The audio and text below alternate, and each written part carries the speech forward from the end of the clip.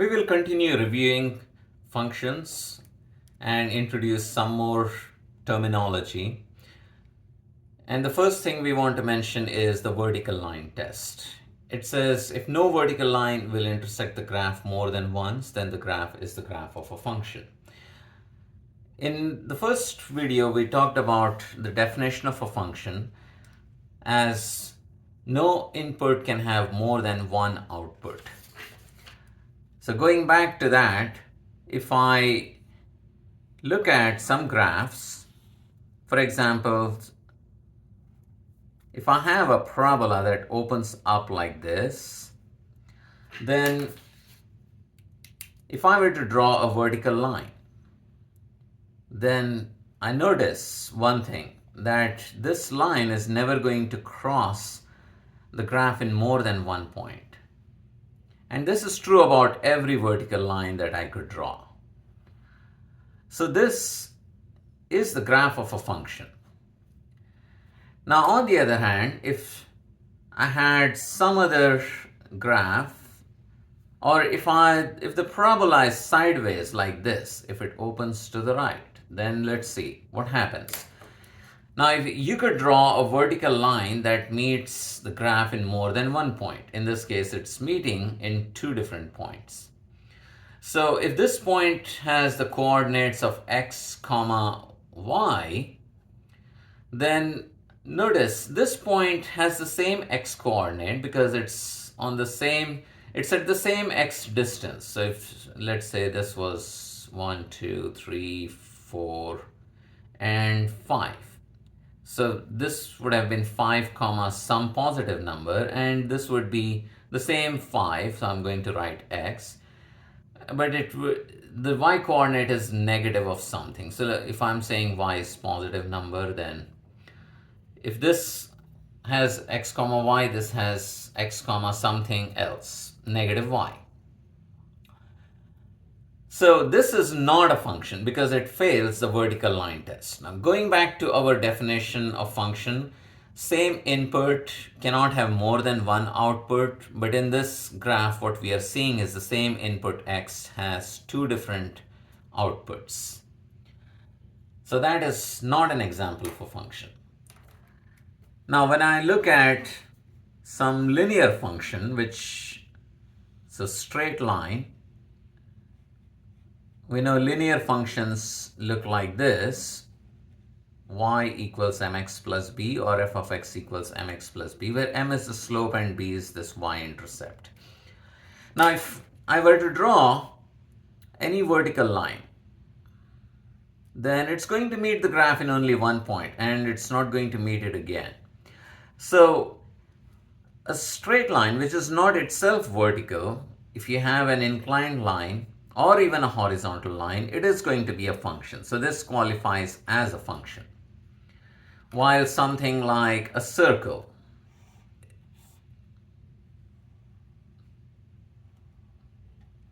so if you think of the unit circle, then that circle is not the graph of a function because it's meeting there is a vertical line which meets the graph in at least in more than one point. So there is at least one vertical line that fails the test. So it's not a function.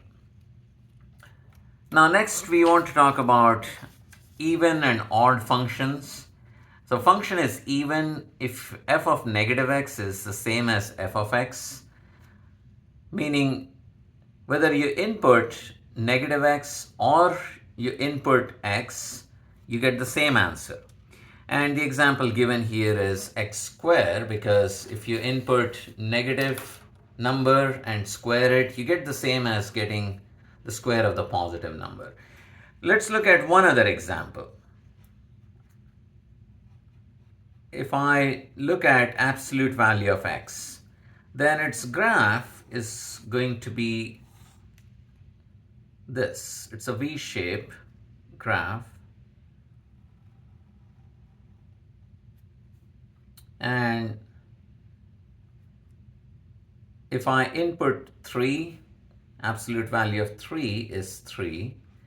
And if I input negative 3, then also I get the same answer. So this is, if this is -3, then the output is going to be 1. So whether you input negative or positive, you get the same output. And that's what characterizes even functions. And what do we notice about that? We see that the graph is symmetric about the y-axis. So if you imagine a mirror on the y-axis, then this part, the image of this part would be this, and vice versa. Or if you were to fold it over the y-axis, then this part of the graph will coincide exactly with that. And the same thing happens in the case of x square, the one given in the notes. So if you were to draw it accurately, then what you will notice is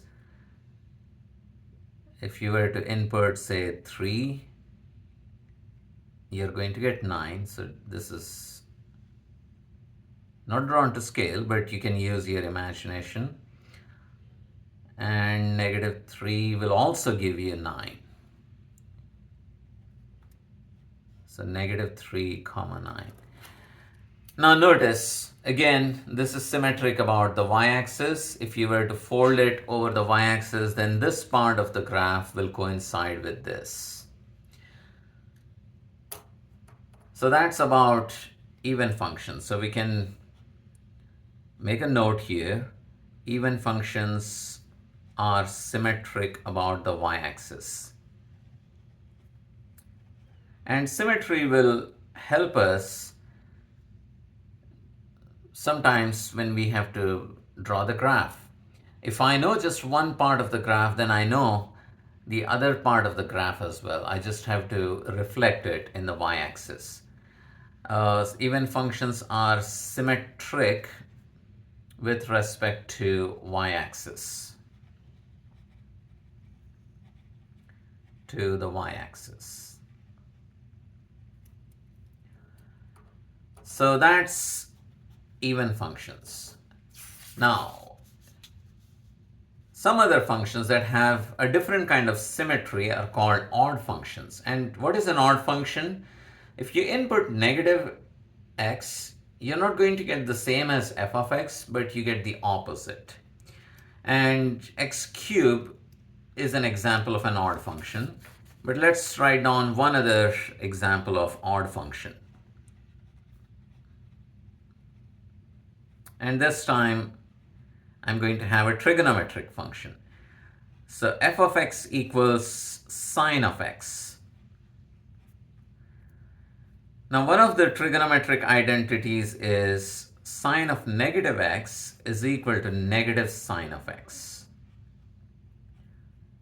And that is because if you were to recall the unit circle, the definition of sine is the y-coordinate corresponding to that particular angle. So let's go ahead and draw a rough sketch of a unit circle. And if the vector makes an angle theta, so you're rotating this by angle theta in the counterclockwise direction, and what you get is cos theta sine theta. Now if I were to replace theta by x, it would be cos x and sine x, and negative theta would be the rotation in the clockwise direction. So what's going to happen? This is negative theta. So this point has coordinates of cos of negative theta, sine of negative theta. And you can see that sine theta is this height, and sine of negative theta is down below. And these two are equal in magnitude because these two triangles are congruent. You can prove that.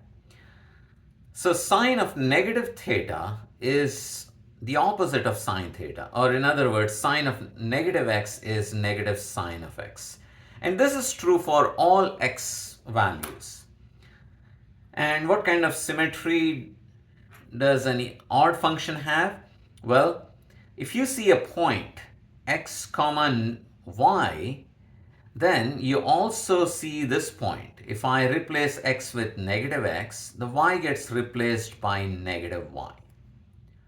Which means, so if I see a point, so say this point is, well, the circle, that's, let's look at a different example. Let's go back to the cube example. F of x equals x cubed. The circle has a whole lot of symmetry, so that might not help us clearly see what we are trying to see.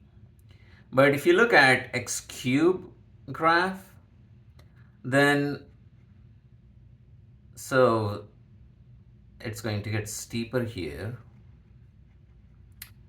So say I have this point, which is, well, let me say, if I take x equal to 3, then x cubed is 27. Now, on the other hand, if I take x equal to negative 3, I will get negative 3, negative 27. So, if you were to draw a line joining those 2 points, it's going to go through the origin. And these 2 lengths are going to be the same. And similarly, so let's look at one more point, 1 comma 1, 1 cube is 1, and negative 1 comma negative 1. So again, you can see that these 2 segments are equal in length. So we say that the graph is symmetric about the origin. So well, let's make a note here. Odd functions have or are symmetric about the origin.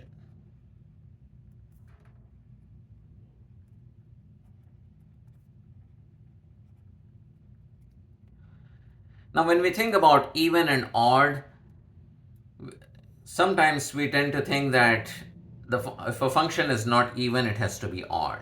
But that's not the case. There are so many functions that are neither even nor odd. And the example given in the notes is f of x equals x squared plus x cubed.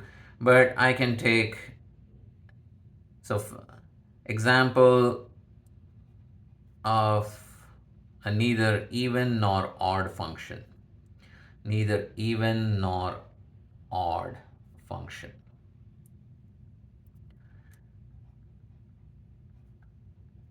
I can take something really simple. If I have x and then a number like 5, what happens if I plug negative 5?